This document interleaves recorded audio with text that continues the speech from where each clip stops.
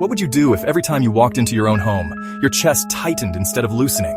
If the one place that's supposed to be your sanctuary felt more like a cage, what would you change first? The couch, the color, or the entire energy of the room? I want you to imagine this. You wake up, it's raining, not outside, inside your mind.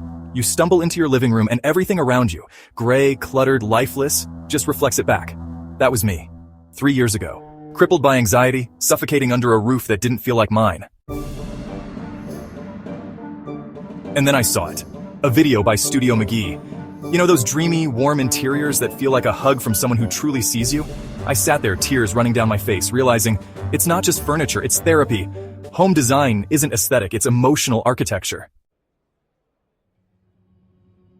Now stay with me, because what I'm about to share isn't about cushions and coffee tables. It's about rewiring your nervous system using your space. And you're going to want to watch till the end, because I'm revealing something free, powerful, and utterly transformative. I cracked something. Not overnight, but through obsession, through desperation, through color psychology books, late-night Pinterest rabbit holes, and yes, through mistakes. Like the time I painted my bedroom a cool slate blue thinking it was calming, only to wake up every day feeling more emotionally frozen. But here's where it changed. Number 1, the light shift. I swapped every bulb in my apartment to warm-tone LEDs. Seems small, right? But according to Harvard's 2022 circadian study, lighting that mimics sunset triggers melatonin release even if you're wide awake. My sleep improved, my cortisol dipped, I felt for the first time safe in my space. Moving on to number 2, the one-color rule. Pick one emotional tone and let it echo throughout your space. For me, earthy terracotta, inspired by Moroccan architecture and the healing centers in Sedona. Pillows, ceramics, one burnt sienna throw. Suddenly, my room didn't just look warmer, it felt like exhale. But listen closely. This next one, it will blow your mind. Number 3, the scent layer. Yes, we're going multi-sensory. I used a diffuser with lavender and rosemary oil, scientifically shown in a 2020 NIH study to reduce anxiety markers by 43%. But here's the trick. Pair it with a visual. For me, a landscape canvas of Provence. So now the scent wasn't just a smell, it was a memory, a destination, a hope.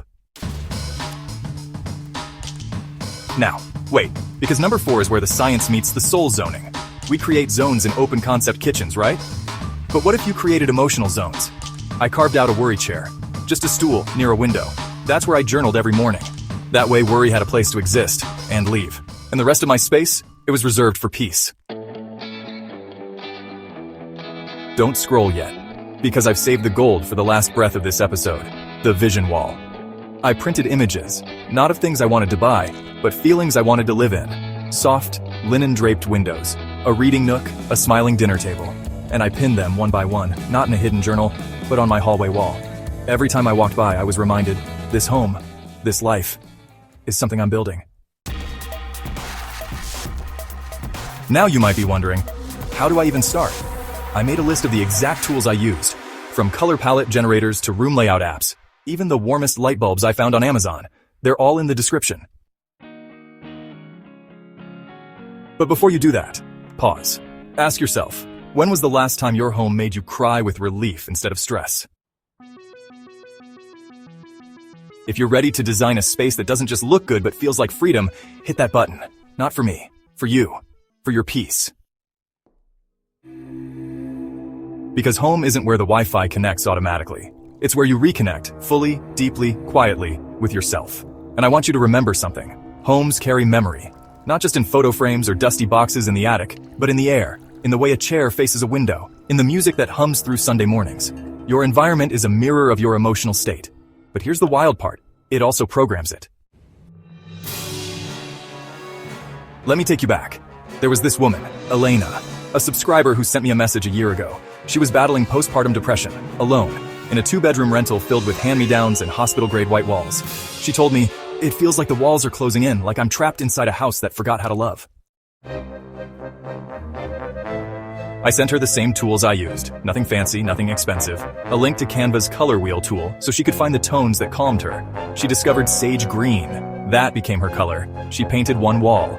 Then she layered soft textures, an old wool blanket, secondhand linen curtains. She found a free room layout tool, Planner 5D, and rearranged her furniture to maximize natural light in the nursery.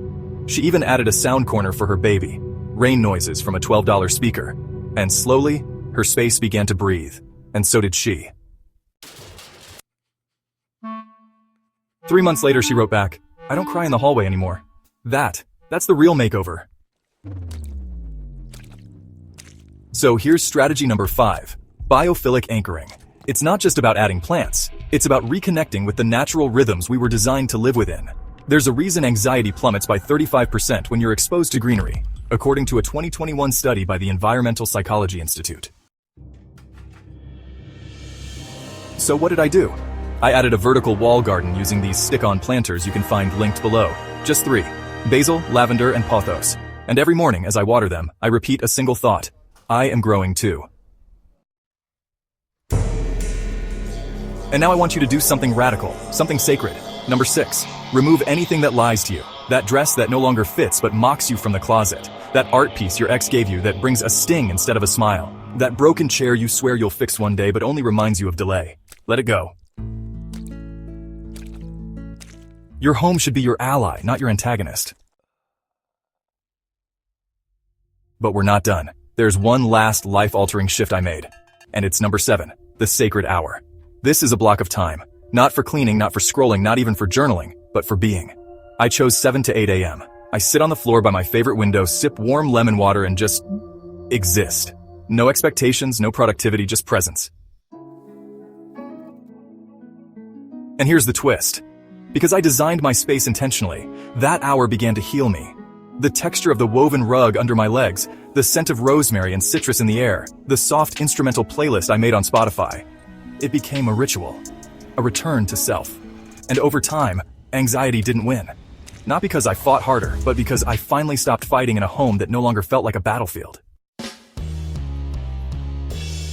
So I'll ask you again, what would you do if the walls around you could heal you? Would you repaint them? Would you rearrange your life? Would you, maybe for the first time, choose your peace? If you're serious about creating a space that doesn't just impress but restores, join this journey. Hit that subscribe if your soul whispered yes, and leave a comment telling me, what's the one feeling you wish your home gave you? Because this isn't about trends or throw pillows. It's about creating an environment where your nervous system finally feels safe. And in the next episode, we're going even deeper into how architectural layout impacts emotional flow with a case study that will shock you. Until then, don't just design your home, design your healing. Now, if you're still here, it's not by accident. Something in this conversation, this unfolding, hit home. And maybe it's because deep down you already know your space is speaking to you. Every wall, every neglected corner, every overcrowded shelf, it's telling your story. But what if you could rewrite that story? Let's rewind for a second. So it's 1986 in Tokyo. There's this small apartment you see, redesigned by the architect Kisho Kurokawa. He had this idea that spaces should evolve like living organisms, growing with the person. He called it metabolism. It was quite radical at the time, but if you look around now, modular furniture, convertible walls, fold out everything. The world has finally caught up. And yet, emotionally, most of us are still living in static spaces. Let me ask you something kind of raw. When was the last time your room changed because you did? Because that's the truth no one talks about. Your home should reflect your evolution, not freeze you in a past version of yourself. I remember my rock bottom. The day I sat on a kitchen floor, surrounded by unopened mail and dishes from 2 days ago, the overhead light flickering like some twisted metaphor. And I whispered to myself, I can't keep living like this. That's tip number 8. Micro-transformation zones. Pick one drawer, one shelf, one single surface. Clear it, clean it, curate it, make it beautiful. Not for anyone else. For you. That tiny transformation will ripple. I promise. And to help you get there, use Toady. It's a simple app that gamifies home maintenance, turns tasks into goals. Track your zones, celebrate your wins, and slowly, space by space, your environment stops being a burden and becomes your cheerleader. You don't need an interior designer. You need intention. You need truth. You need courage. And I want to give you another little gift. Because if you've watched this far, I know you're not just curious. You're ready. There's a downloadable PDF in the description. It's not just a checklist. It's a mood shift map. A guide to identifying which spaces in your home are feeding you and which ones are draining you. Completely free. Because knowledge is power, but design, that's empowerment. And speaking of power, here's a stat you'll love. According to the Journal of Environmental Psychology, people who make just 3 intentional design changes in their home, color, layout, and scent, report a 28% increase in emotional well-being within 7 days. That's not furniture, that's transformation. So I challenge you. What's the one space you've avoided for weeks? The corner, the closet, the empty guest room that turned into a graveyard of decisions you didn't want to make. This week, go there, touch it, change it. Even a small shift, a candle, a photo, a better light bulb. Let it start breathing again. And as we wrap, I want you to know you are not broken. You are becoming. And your space? It's waiting to become with you. I used to think healing was internal. And it's also external. It's in the way your room greets you, the way your morning light kisses your skin, the way your shelves don't mock your clutter, but hold your stories. So let's start designing with heart. Let's make our homes into sanctuaries, not for guests, but for us.